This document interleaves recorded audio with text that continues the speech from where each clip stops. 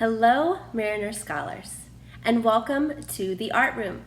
My name is Miss Cameron, and I will be your new art teacher.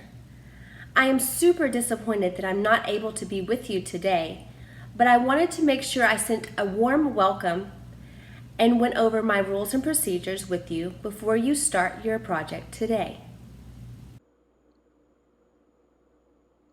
Before we get started with rules and procedures, I want to take a second to tell you about myself. I'm from Hopkinsville, Kentucky. If you look on the map, that is in western Kentucky. I'm an hour north of Nashville.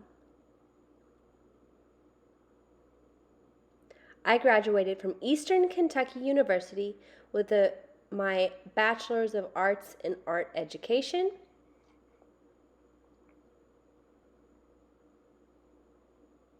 I graduated from the University of the Cumberlands with my Master's in Special Education, Learning and Behavior Disabilities. I live in Tampa with my best friend and two dogs, Leo and Chubby. Leo is a husky and Chubby is a poodle.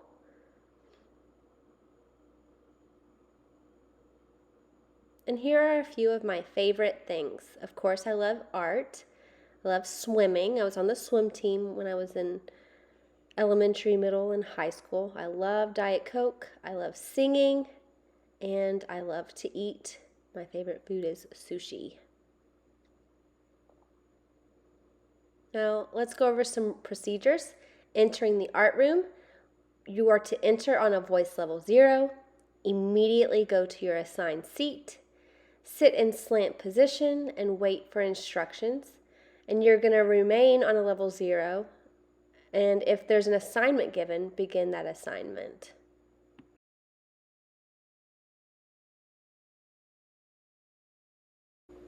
Now for our class rules. Rule number 1 is follow directions the first time asked. How many times? 1 time. Be respectful to others. This is rule number 2.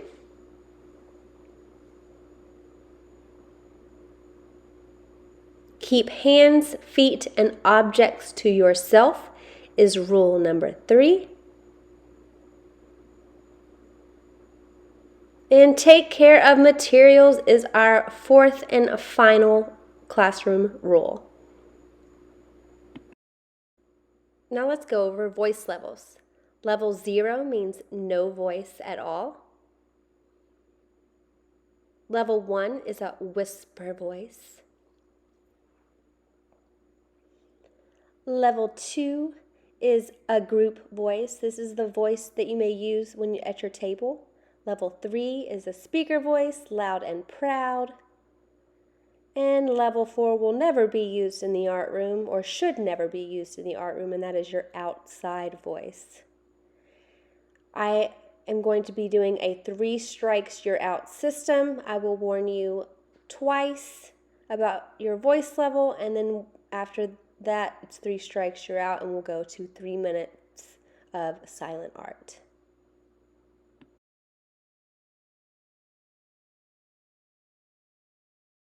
All right, raise your hand if you know who this individual is.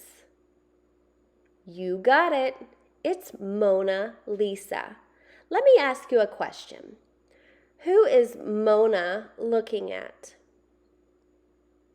You've got it. She's looking at you. She's tracking the speaker. What about her mouth? Is she singing?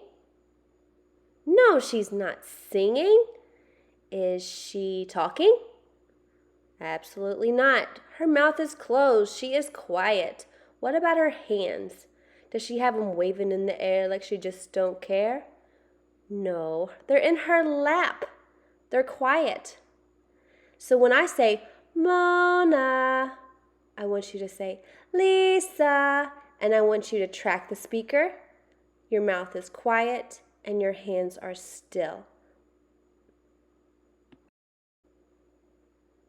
Now let's talk about rewards in the art room. You can be rewarded with erasers, pencils, positive note home, dojo points, positive phone call home, and much more. And I will talk to you more about this one when I come back. The class with the most ARTs at the end of the 9 weeks gets an icing art party. So we'll make art with icing and graham crackers and be able to eat them at the end of class. So A at the beginning of class, R in the middle of class, and T at the end of class.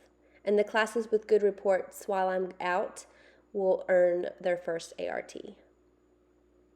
Table competition. If you look on your tables, you'll notice a dot. Every table will have a dojo monster, and the tables with the highest dojo points at the end of the class will get a reward. We'll talk more about this when I come back.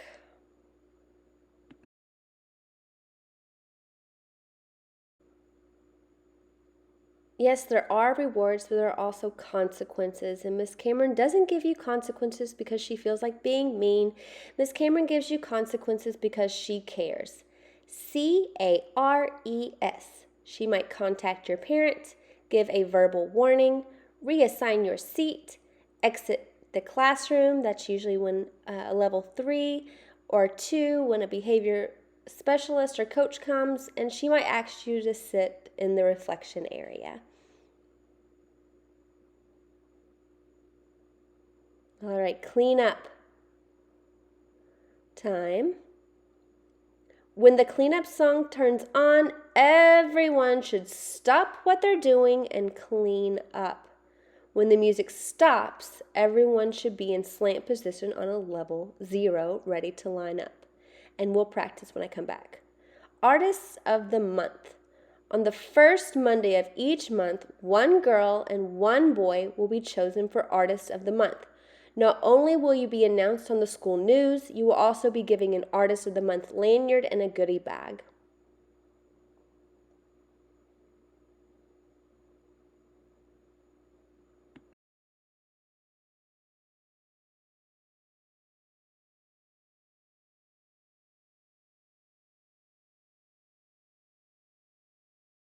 All right, field trips. I do want to take at least one field trip per grade level this year. All right, last but not least, lining up. I will ask one scholar to be the table caller at the end of the class each day. This person will be on a microphone, and they will call the tables that are being the quietest to line up first. You are to line up on a level 0 when your table is called, and remain on a level 0 until your teacher arrives to pick you up. That is the end of the rules and procedures. My job is to teach you art, but I also have a reason for what I do. I am here to help you become the masterpiece I know you are. Love, Miss Cameron. Now that you know the rules and procedures, I want you to know I believe in you, I trust in you, and I love that I get to spend part of my day with each of you. Now let's get creating. For today's assignment, you will be answering the question, what makes you feel loved?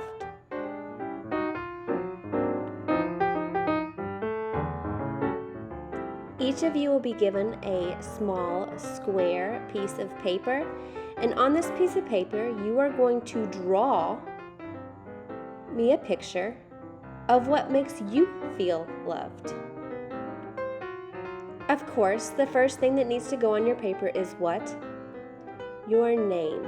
Normally that's going to go on the back, but for this project, because they are going to be on display in the hallway, we're going to draw or write our name at the very bottom of our paper.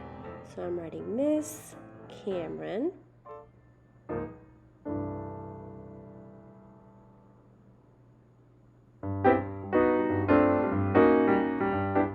And then you are going to draw me a picture answering the question, what makes you feel loved? Is it when someone tells you they feel proud of you? Is it when someone gives you a hug? Is it when someone buys you a gift? Is it when someone spends time with you? Or is it when someone helps you or does something nice for you?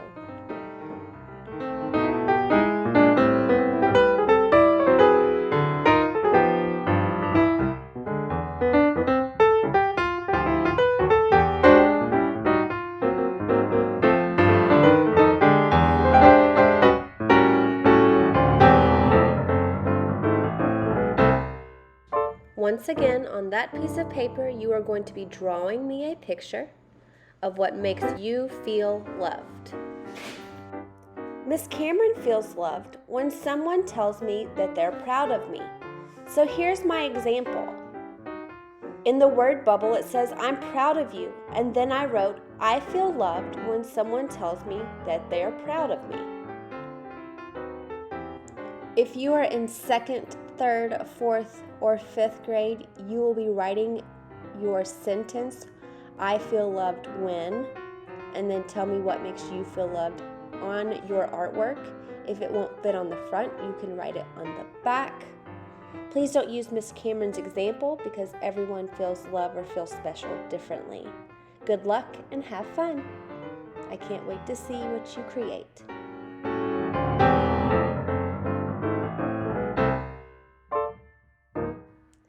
Did you know that there are 5 different love languages, or 5 different ways to make someone feel special or loved?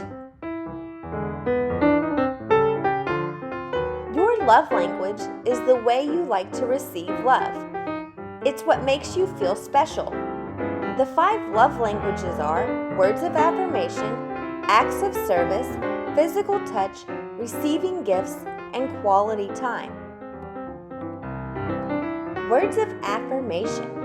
If your love language is words of affirmation, a few words can make a difference. You might enjoy compliments, you love verbal communication or talking, and you appreciate when someone actively listens to you.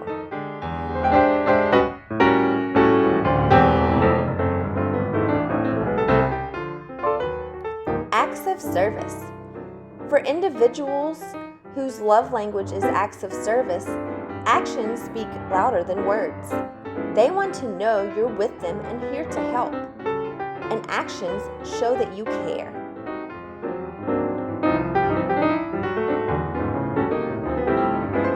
Physical touch.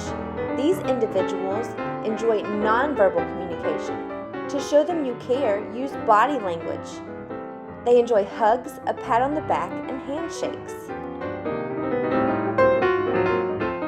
Receiving gifts is another love language.